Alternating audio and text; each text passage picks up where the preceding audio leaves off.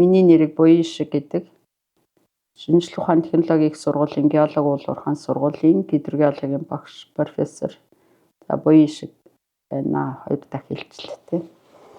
За усны тухай ялангуяа усны гарал үүсэл тэр дотроо газрын доорх ус яаж бүрэлдэж бий болдгийг бэ гэдэг талаар товчхон тайлбар өгөхийг бодъё.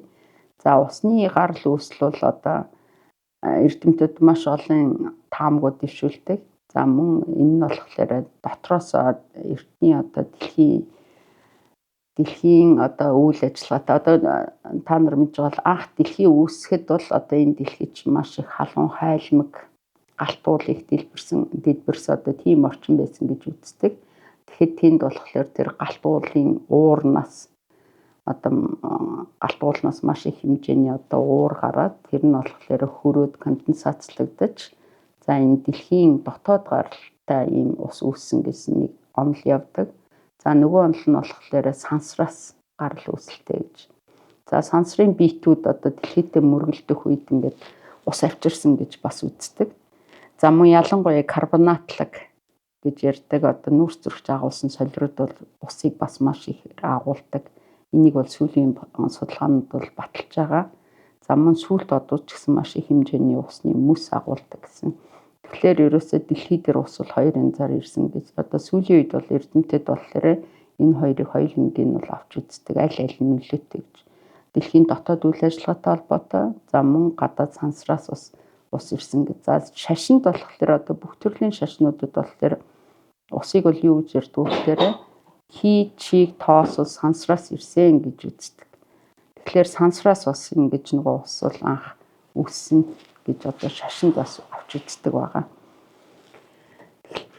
Тэгэхээр газар яг энэ ус чинь өөрөө бол бид нар бол одоо усыг ингээ гадаргын ус, газар доорх ус, за тэгээ хатуу хэлбэртэй, мөс хэлбэртэй ус гэдээ маш олон янзаар ангилдаг. За тэгээ усыг болохоор судалдаг хүмүүс маань гадаргын ус судалдаг хүмүүс, газар доорх усыг судалдаг гэдэг хүмүүс байдаг.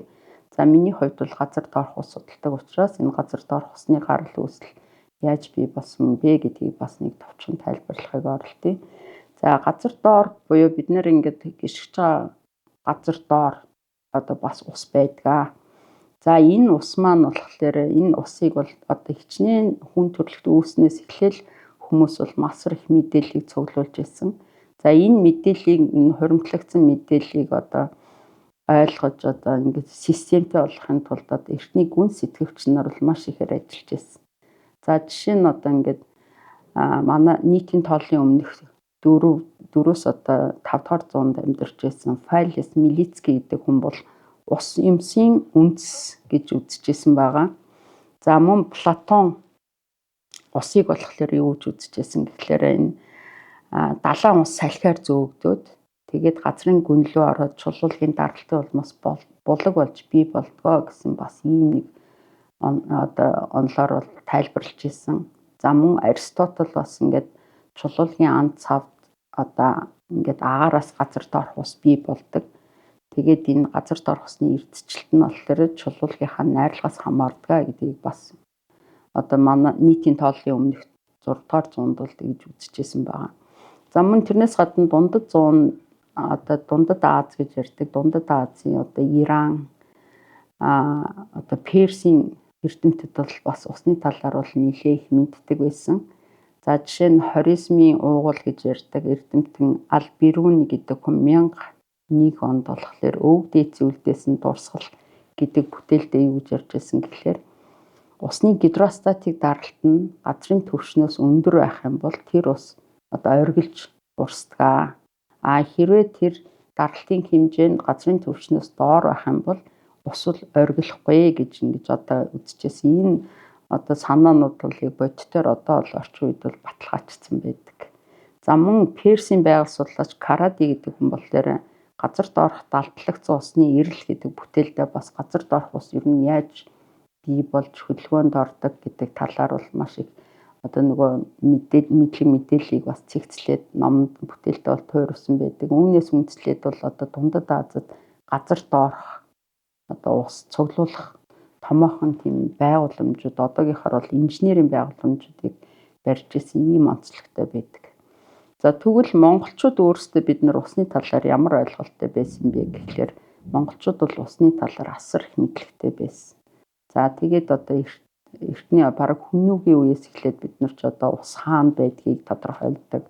За тэгээ худаг малтаж одоо усныхаа хэрэгцээг хангадаг юм байсан. За тэгээд энэ манайд Монголд байгаа судруудад болохоор усны талаар маш ихээр бичсэн байдаг.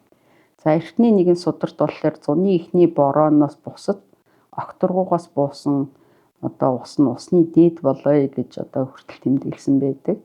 За тэгээд мөн одоо энэ зажтын малай гандал гэж за мөн ариун тунгалаг усан эрдний ариутгал эднэр гэдэг ийм судруудад болохоор аршаа усыг хэрхэн хэрэглэх талаар бас тодорхой бичсэн байдаг. За мөн өнөөдрийн зан газрын одоо халуун аршаанд орох журам болохоор одоо хизээд аршаанд орох уу, ямар тохиолдолд ордгийг, ямар хүн бол хизээ нуух уу эднэр гэдэг бүр нэм нарийн бас журмуудыг бичижсэн байна.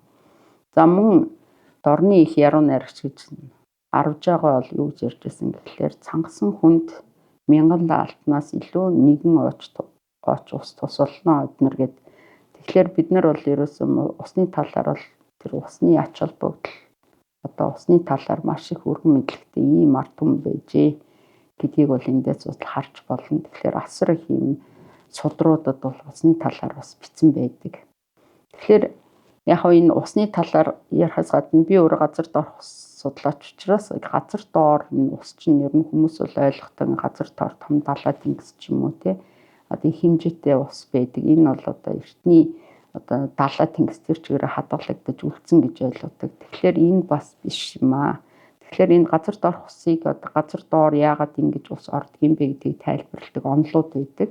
За энэ онолууд нь үндсэндээ нэг 4 онол байдаг. За эхнийх нь болохоор нэвчлэлтийн онол. За нэвчлэлтийн онол гэдэг нь юу хэлдэг юм бэ гэхээр газрын гадарга дээр буусан бүх төрлийн одоо хур тунц, бороо, цас. За тэр газрын гадарга дээр одоо асгасан ус хүртэл яадгүй гэхээр газар доошоо нэвчиж газар доорх усыг бий болгодог гэсэн ийм онол байдаг. Тэгэхээр энэ онолыг бол хамгийн эртний одоо нийтийн тооллын өмнөх 1-р зуунд Марк Витруви Полио гэдэг хүн болохоор архитектурын бүтээл гэдэг номонд бол анх гаргаж ирсэн. За дараа нь Перо гэдэг 1674 онд булгийн гарал үүсэл нэртэйгээр энэ онолуудыг бол гаргасан. Тэгээд энэ онолыг бол одоо Мариот гэдэг хүн бол баталсан байгаа. Тэгэхээр ерөөсө газар дээр бууж байгаа бүх ус яадгүй гэхээр чулуулгын хоосон амт цаваар доошо нэвчээд газар доорх усыг бий болгодог. За хоёр дахь онол нь болохоор конденсацийн онол гэж.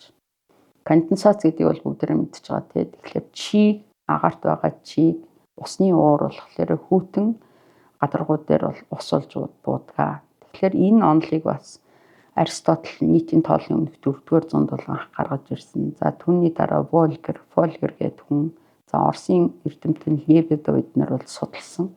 За энэ төрлийн судалгаанууд бас батлагдсан байгаа. Тэгэхээр бас газар доорх ус чинь болохоор одоо агаардах чигийг татдаг. Одоо жишээ нь манай Монголд ч одоо нөгөө уулан дээр овоо бий болгодог. Тэр овоо ч өөрөө бас учиртай агаардах чигийг доошноос ингэж одоо татдаг байсан гэж зарим одоо судлаачид бас хэлдэг. За дундад Азийн орнууд болохоор бага хэмжээний усныхаа хэрэгцээг эднэр бас тэгж бас одоо хангадаг ийм тохиолдлууд бас байдаг юм байлээ. За мөн 3 дахь онол нь болохоор седиментацийн онол гэж байдаг. Седимент буюу тунаж хуримтлал гэсэн үгнээс гаралтай. Тунаж хуримтлагдах замаар үүссэн ус гэж ярьдаг. За энэ болохоор одоо нөгөө геологийн онолын хувьд эртний одоо хурцуудад одоо эртний далай тэнгис байсан газрууд нь болохоор чулуулагтаа нөгөө дарагдаад тэгээд тэр доороо хадгалагдаад үлдчихэж байгаа энэ усыг болохоор одоо гадаадаар болохоор олон улсад болохоор фосил буюу дарагдмал ус гэж ярьдаг. За энэ нь болохоор седиментацийн онолоор болохоор ерөөсөө ус бол тэндээ дарагдаад хуримтлагдаад бий болсон гэсэн үздэг. За энэ онолыг болохоор Оросын эрдэмтэд бол гаргасан. За Вернадский, Камский гэдэг хүмүүс бол энэ онолыг гаргасан. Тэгэхээр манай говьд байгаа одоо тэгтээ баг гүнийх нь биш нэлээд их гүнд байдаг одоо эрдэс жилт өндөртэй. За ийм уснууд нь болохоор седиментацийн онолоор бол тайлбарлагддаг байгаа.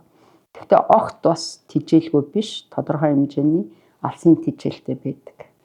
За сүүлийн онол нь ювенил буюу орь ус гэж ярьдаг. Ювенилийн онол гэдэг. За энийг болохоор Зевс гэдэг эрдэмтэн 1902 онд бол анх гаргасан. Энэ хүний онол нь юу гэж байгаа юм гэхээр одоо дэлхийн дотор байдаг нөгөө халуун хайлмаг хэсэг. За тэр халуун хайлмаг чинь хатуу, хий, шингэн бүгдээрээ байдаг. Тэгэхээр тэр халуун хайлмгаас халуун уурна чулуулын одоо нөгөө одоо хоос орон зайгаар дээшээ гараад тэгээд одоо газарт орох усыг доороос нь тижээдэг гэсэн ийм онол байдаг. За энэ онол бол бас нэлээд их судлагдаж бас заримнууд нь болохоор батлагдсан байдаг. Тэгэхээр газар доор буюу одоо халуун хайлмаг хэсэг чинь нөгөө газрын гадарга гүнээсээ дээш болоход температур болон даралтын нөлөө бага болоод ирдэг. Температур багасаад даралт багасаад ирэхлээр нөгөө халуун хайлмаг хэсэг чинь өөрийнх нь одоо нөгөө температурын багасж байгаа хэсэгт болохоор хөрөөд за тэрнээсээ болоод газар доорх ус үүссэн. Газар доорх ус бол тэндээс ус орж ирсэн гэж үздэг. За энэ болохоор бас нэлийн одоо жишээ нь одоо тектоник яг нөгөө зааг дээр байдаг одоо Япон ч юм уу те Солонгос ч юм уу нөгөө халуун аршинд их ордог тийм уламжлал шүү дээ соёл. Тэгэхээр тэр халуун аршинд яагаад их орд юм бэ гэхээр нөгөө халуун хайлмгаас орж ирж байгаа тэр халуун ус нь өөрөө тийм ховор төрлийн эрчүүдийг агуулдаг учраас за хүмүүс тэр усанд ороход биеэрээ бас тэр хүнд хэрэгтэй элементүүдийг авдаг гэднэр гэж судлаачд бол тайлбарладаг юм л. Тэгэхээр ерөөс ийм дөрвөн онолоор бол газар доорх ус бий болтгоо гэж тайлбарладаг. Ер нь жоохон хэцүү юм байна.